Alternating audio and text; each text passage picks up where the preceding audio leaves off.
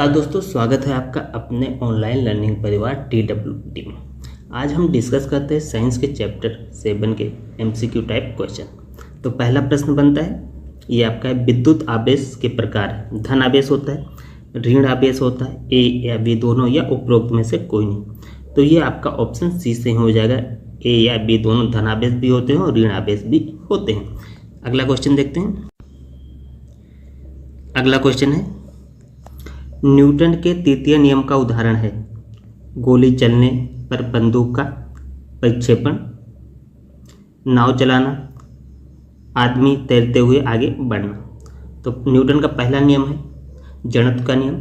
यदि कोई वस्तु स्थिर है तो वो स्थिर रहना चाहती है, और यदि गतिमान है तो गतिमान रहना चाहिए जब तक कि उस पर कोई बाह्य बल काम ना करे।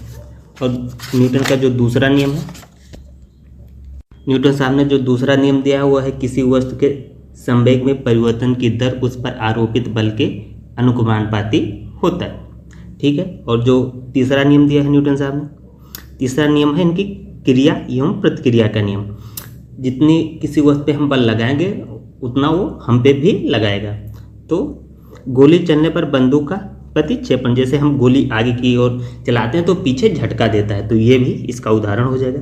नाव चलाना, नाव भी चलाते हैं, ठीक, ये भी एग्जाम्पल है। और फिर आदमी तैरते हुए आगे बढ़ना, जब हम पानी को पीछे धकेलते हैं, ठीक, तभी हम आगे बढ़ पाते हैं, तो ये भी इसका क्रिया प्रतिक्रिया के नियम का ही उदाहरण हो गया।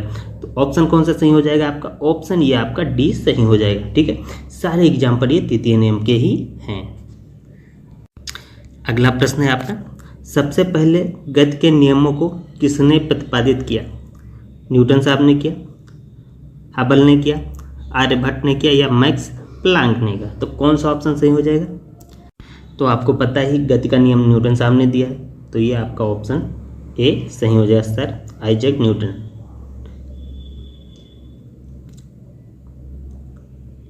अगला क्वेश्चन देखते हैं। अगला क्वेश्चन, राजस्थान में परंपरागत जल स्रोत हैं, तालाब है, नाड़ी है, झीलें, या उपरोक्त सभी हैं? तो राजस्थान में कौन सा है?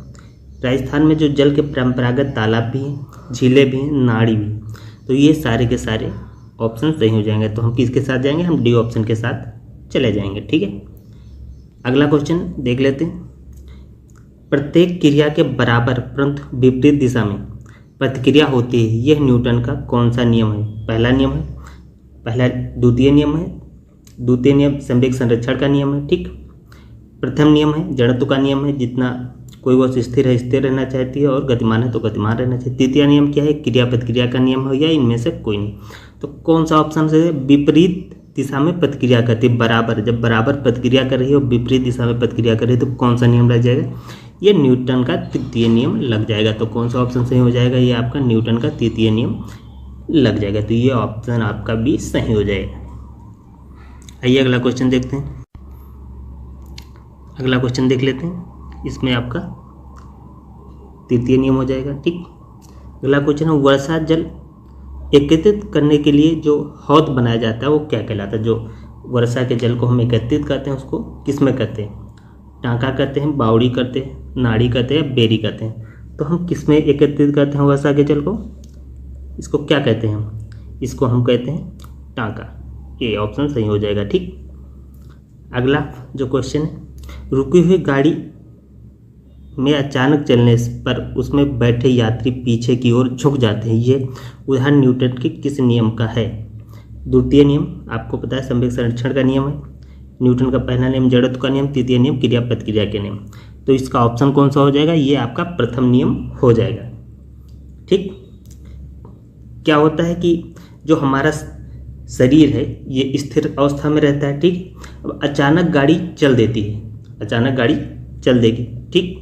जब अचानक गाड़ी चलती है तो जो हमारा शरीर है उसका जो नीचे का पार्ट होता है वो गाड़ी के साथ गतिमान हो जाता है, मगर जो ऊपर का जो पार्ट होता है वो स्थिर रहना चाहता है। तो हम पीछे की ओर क्या करते हैं? अचानक पीछे की ओर झुक जाते हैं। तो ये न्यूटन के प्रथम नियम का एग्जाम्पल हो जाएगा। हमारा जो निचला शरीर का निचला भाग है वो गाड़ी के साथ गतिमान हो जाता है और ऊपर का भाग स्थिर रहता है, तो जिसकी वजह से हम पीछे झुक जाते हैं, ठीक। तो इस वीडियो में बस इतना ही।